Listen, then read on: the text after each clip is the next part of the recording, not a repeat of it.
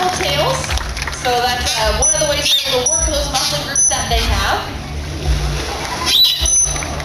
Yeah, pretty impressive. So physical exercise definitely very important. That's why we change it up with higher energy behaviors, lower energy behaviors, that sort of thing. But mental exercise is just as important as that physical exercise you're seeing. So are constantly changing things up for the dolphins. So if all of you folks were to come to our next Caring for Dolphins session, which is actually 12:45 this afternoon, you may or may not see the behaviors that you're seeing right now. So we differ the sessions in the behaviors that you just got to see a breach. That's the behavior, it's called a breach. So that may not happen at the next session. So we are constantly changing things up to keep it fresh and exciting.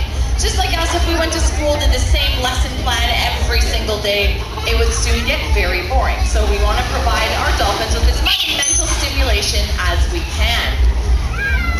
We can also provide them with enrichment through the form of toys. So on the far side, you're actually going to see Charlotte with a dolphin toy.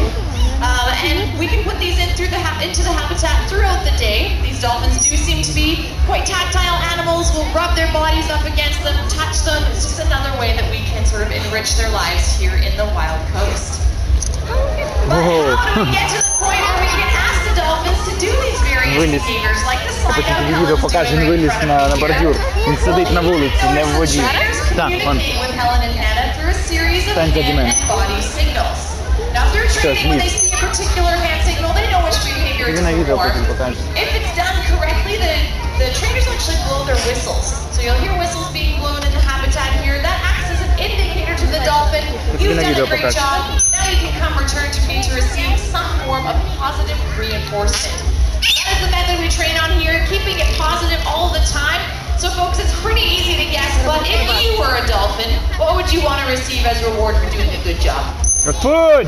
Fish, yes, absolutely. So they get fed a variety of small schooling fish and squid, but that is not the only way that you can reinforce these animals.